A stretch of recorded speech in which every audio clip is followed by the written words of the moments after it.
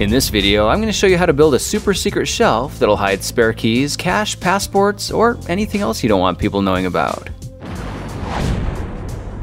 For this project, we're going to need a 4-foot length of 1x12 common board, a length of 1/4 inch by 1 inch hardwood emboss rope, and a 4-foot length of 4.5 inch hardwood emboss crown molding, all of which you can find at the hardware store.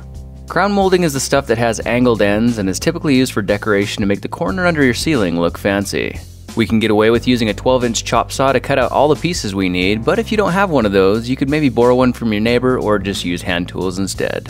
Start by cutting out the common board into a rectangle 24 inches long by 11.25 inches wide, then use the same board to cut another piece 18.25 inches long by 8 3/8 inches wide. If you do it right, you can use the rest of the board to get an 18-inch by 2.5 inch piece and two 6-inch by 2-inch pieces like these, and go ahead and trim a 45-degree cut from the tips of those pieces while you're at it. With your pieces of board cut, you should have just enough scrap left over to make a few prism shapes, and you'll see what these are for in just a minute. Now when it comes to crown molding, it can be extremely difficult to cut corners that actually line up, but here's a cool little trick for making perfect cuts every time simply by using a bit of masking tape. Place some tape on both sides of your cutting base and lay the crown molding with the top side facing down, and when the molding feels like it's locked squarely into place, use a pen to mark a line on the tape along the top edge. Do the same thing on the other side so you have reference lines to guide you, and this should save you about $20 from having to buy a cutting jig. Now the easiest way to measure the walls for our custom shelf is by lining the bottoms of the moldings up with the 8 3/8 inch wide board, then using a pen to mark where the bottoms meet the front edge. When you're confident you understand how it's going together, rotate the table of your miter saw clockwise so the blade is cutting at a 45-degree angle. Set your crown molding in place with the top facing downward and make sure it's perfectly aligned with the marks on your tape. Then carefully cut the crown molding so the blade slices exactly through your marking. This will give your side piece a nice angle, and you can double check the length by lining the bottom of the molding back with the edge of the board and making sure the edges at the back and the front are perfectly flush. Okay, that's looking great, so let's flip the saw around to 45 degrees the other direction and do the same thing with the other side of the board. Line up the molding with the tape marks and cut it to its custom length like you did before, but this time make sure you use the other end of the board so you keep one of the edges flat. At this point, we've got the two sides of our shelf finished, so let's move on to making the front piece next. Since we've already got the saw angled to the right, let's go ahead and trim a new piece so it's pointing the right direction, then use the length of 18.25 inch board to mark the bottom of the molding exactly where we need the other end cut. Flip the saw back the other way one more time and make your custom cut, and that's it. The front wall of our shelf is finished, and now if you try pressing two of the pieces together, it should make a near perfect joint without any special tools or training. Let's move on to working the trim next.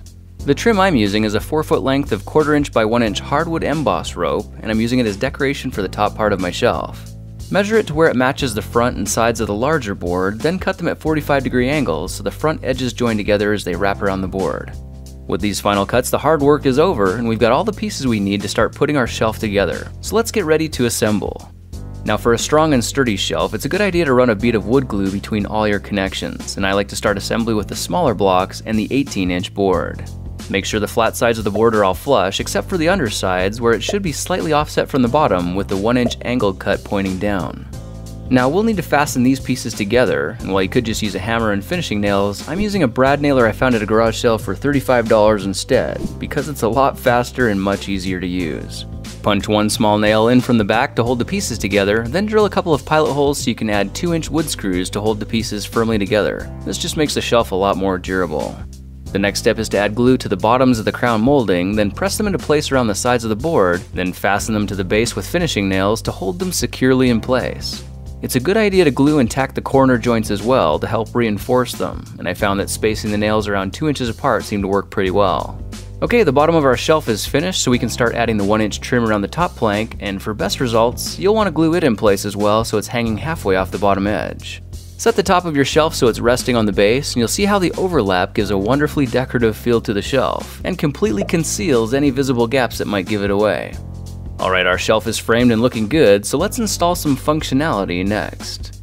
The secret to making the shelf open and close properly are very specific cabinet hinges I found in the hardware aisle of my hardware store. They're called mortised full overlay cup hinges for frameless cabinets and come in a pack of 2 for under $6. A small adjustment needs to be made to lengthen out the hinges, which can be done quickly and easily by loosening the bottom screw clockwise, loosening the top screw counterclockwise, and sliding it up as far as it'll go. Then simply retighten the screws again so the hinge is locked into position. Just for reference, this is what the hinge looks like before the adjustment, and here's what it looks like after. A nice feature of cabinet hinges is they come with templates, and you'll need to center them 3.5 inches in from the sides and use something like a screw to mark the center of the circles. Do the same thing from the other side as well, then you use a 1 3/8 inch Forstner bit to drill out the hole according to the instructions. If you don't have a Forstner bit, you could always chip the wood out with a chisel or a knife as well, but only go deep enough to just barely press the hinges into place so they rest firmly on top of the board. When you've secured the hinges to the base of the shelf, then it's time to bring it all together. The hinges need to be attached to the inside of the support bar, and I found the best way to align them perfectly is to stand everything upright with the hinges slightly overlapping, then using the top of the shelf to gently close the container all the way shut. When you pull the top off again, your hinges should be in the perfect position, so let's mark their location and screw them into place. With the support bar secured and the top side flush and flat, we can join it to the top of the shelf, finishing off this basic assembly. The top of the shelf needs to be glued and nailed down along the back edge of the board and secured to where the arms are extending underneath. With this final step, the most basic version of our shelf is finished, and all for around $35 in materials. Now before we move on, it's a really good idea to test out the hinge mechanism by propping the shelf upright on a table and gently opening and closing it so you can study the movement of the bottom corner. Notice how it doesn't actually contact the table through the testing cycles. This means it shouldn't make any dents or holes in your walls once it's installed, which is really important. It should also fit snugly and symmetrically inside the trim around the top, and if it does, then you're ready to install the secret magnetic locking system that makes this whole thing work. I found some magnetic locks at my hardware store in the cabinet aisle, sold as child safety locks for kid-proofing cupboards. You can see that when a super strong rare earth magnet comes within about an inch of the lock, it'll magnetically activate the mechanism, allowing it to open and close. You can get away with using just one, or use as many as you want, and by hiding them inside the compartment, no one will even know they exist at all. Okay, it's time to bring back the wooden prisms we saved from earlier and choose where we want our locks to go. Glue and nail the prisms to the inside walls of the crown molding anywhere you want, but make sure they're flush with the top lip because this will create a flat inner edge for us to screw the locking plates into position. Now go and find something like a tube of toothpaste because we're going to life hack these locks into place. Add a generous amount of toothpaste to the top ridges of the locking plates, and you'll see that when we close the shelf and open it again, it leaves markings exactly where the locks need to go. Use these marks as a reference point for securing the main part of the unit to the underside of the shelf, and don't worry if you're a little off because there is some wiggle room you can play with until you get it perfected. Oh yeah, I have to mention here, it is extremely important to manually move the lock into the closed position so you don't accidentally close the shelf and lock yourself out prematurely. With the switches locked in the open position, you can close and reopen the shelf for testing purposes without the headache of having to magnetically unlock them each time. Now at this point, we've got a high quality and fully functional secret shelf at a price point about as low as it gets. The only thing left to do now is make it look good. For my shelf, I decided to use a red chestnut wood stain and a fast-drying polyurethane semi-gloss to give it a nice rich color and make it shine. I removed all the hinges and hardware before I stained my shelf so they'd stay clean and professional looking, then I went back to the hardware store and got some diamond-plated aluminum tread for decoration. I cut a place for the hinges, then screwed it on using small round head screws, and reattached the hinges and magnets into their respective places. Now to prevent our shelf from falling open and banging down into the wall, I'm using some number 6 sheet metal screws that are 1/2 inch long, a couple number 6 flat washers, and a couple feet of jack chain. Let's cut 2 pieces of chain 7.5 inches long, then use the washers and machine screws to secure one end of the chain to the centers of the 45-degree cuts on the tips of the support arms. The other end screw to the bottom corners of the base. With this simple addition, you can see that when the shelf is opened, it hangs neatly at a 45-degree angle, giving the whole system a smooth and professional look, and a bit more functionality as well. The magnetic key that came with my child lock is a little too obvious for the system, so I got a couple of neodymium magnets off the internet, which are really small but extremely strong.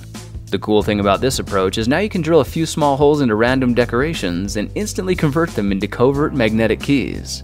I left my magnets exposed so you could see them, but if you stick a price tag or glue a piece of felt to the bottoms, no one would ever know. With that final step, our stealth shelf is completely finished and ready for testing, so let's explore how it works in the real world. When you want to open your shelf, simply position your select decorations in the secret locations that only you know about to activate the child locks inside. Then push up gently from the bottom, and if you got the combination right, it'll click open and reveal your secret stash inside. As easy as that, you've got quick and easy access to whatever you need, and if you want, you can even install a little motion-activated LED that'll turn on whenever you crack the case. This turns your shelf into a cool-looking display case, but also doubles as an emergency flashlight if the power ever goes out, or if you need to locate an intruder in the dark. I found mine online for about $10, and I'll put a link in the description to where you can get it. By the way, they're also magnetic, so they conveniently clip back into place in seconds. Now, if you're concerned about kids getting into your shelf, then simply hide your magnets in heavier objects. Heavier objects won't respond to the magnetic fields the same way, so it'll be a lot more difficult to find any secret lock locations. And if you install more than one lock in your system, it'll make it exponentially trickier to figure out. When you've got your secret safe loaded up and ready to close, simply move your covert keys out of the way and press the bottom of the shelf back into place until you hear it click. It instantly transforms into a nice piece of home decor while secretly keeping your valuables tucked away inside. Now, if you want to go one step further, you could always make a magnetic base plate as well. I ordered a few magnets with countersink holes and screwed them onto the bottom, then covered them with sticky back foam from the craft store. The magnets are more than strong enough to hold defensive weapons securely in place and make it easy to click them out, then lock them back on again when they're ready to go back into hiding. Now, of course, you can customize your shelf any way you want, and even make it any color you desire. I used a can of black spray paint to make this one, and you can see it looks just as good and nicely complements my workshop. The magnetic lock for this one's in a different spot and hides my CO2-powered BB gun out of sight and out of mind. These shelves also hide things like spare keys, passports, or any extra cash you don't want anyone knowing about. It'll make electronics virtually disappear when your kids need a break, or conceal those little indulgences you might have that you don't want anyone getting into. Well, now you know how to use commonly available materials from the hardware store to make a decorative, functional, and multi-purpose floating shelf on a budget.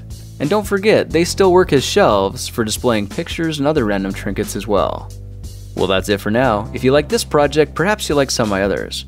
Check them out at thekingofrandom.com.